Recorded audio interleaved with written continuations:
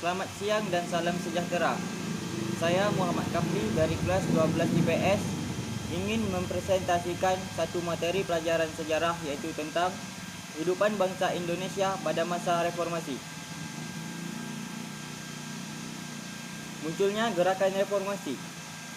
Reformasi adalah suatu perubahan tatanan kehidupan lama dengan tatanan kehidupan yang baru yang bertujuan ke arah perbaikan kehidupan di masa depan. Orang yang mendukung reformasi disebut dengan reformis.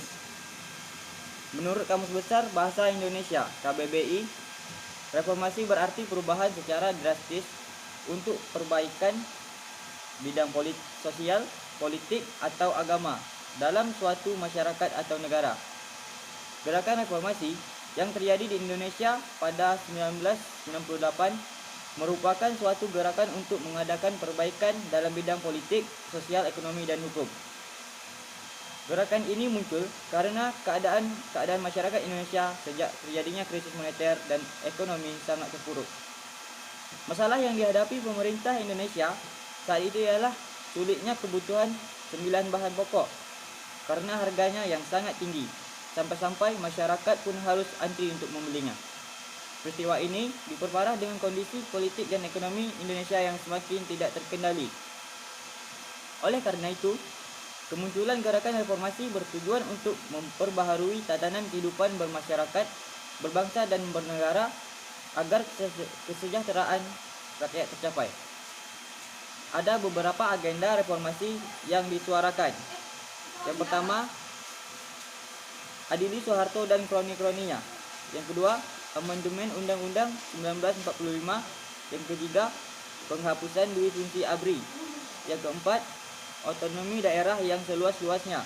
Yang kelima, supremasi hukum. Dan yang keenam, pemerintah yang bersih dari KKN, yaitu korupsi, kolusi, dan nepotisme.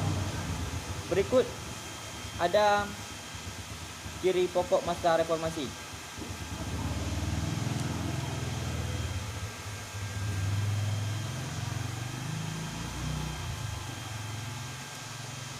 Yang pertama, pengangkatan Habibie sebagai Presiden Republik Indonesia. B.J. Habibie dilantik sebagai Presiden Republik Indonesia pada 21 Mei 1998 setelah Soeharto mengundurkan diri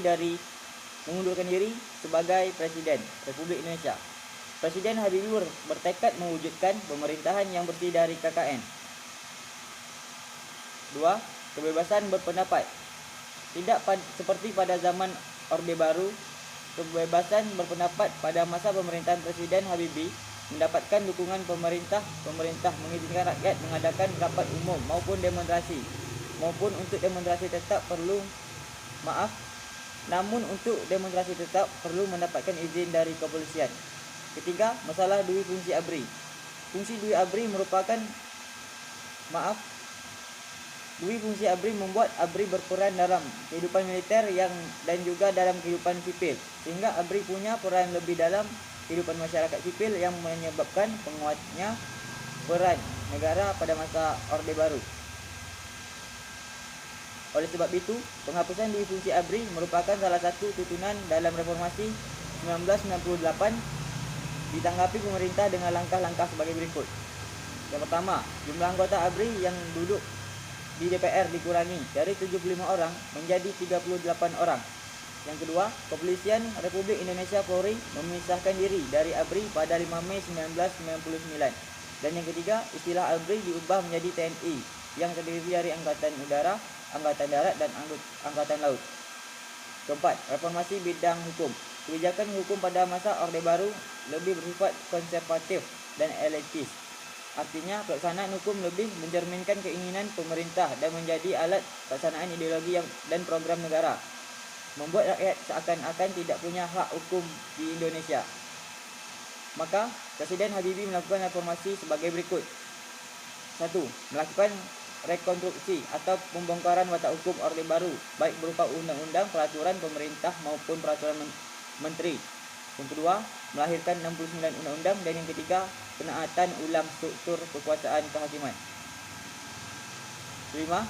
Sidang Istimewa MPR. Sidang Istimewa MPR dilaksanakan pada 10 Mei sampai 13 November 1998 Harapan dari sidang istimewa MPR adalah agar MPR bisa benar-benar mewakili aspirasi rakyat dari berbagai kalangan.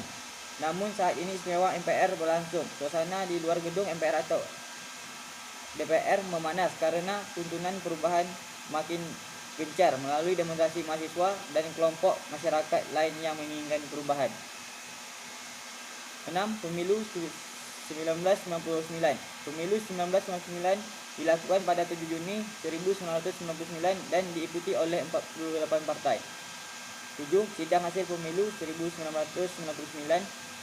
Sidang umum MPR dilaksanakan 14 sampai 21 Oktober 1999 yang dimulai dengan agenda mendengarkan pidato pertanggungan jawaban Presiden Habibie. Salah satu penyebab ditolak pidato pertanggungjawaban Presiden Habibie adalah menyangkut pemberian referendum kepada Timor Timur yang membuat Timor Timur lepas dari Indonesia. Sebelum pembacaan pidato pertanggungan jawab ini, pada sidang umum MPR dilaksanakan pemilu ketua MPR dan DPR yang hasilnya: pertama, Akbar Tanjung sebagai ketua DPR dan Amin Rais sebagai ketua MPR. Sekian yang dapat saya presentasikan dari materi ini. Bila ada salah, mohon dimaafkan. Terima kasih.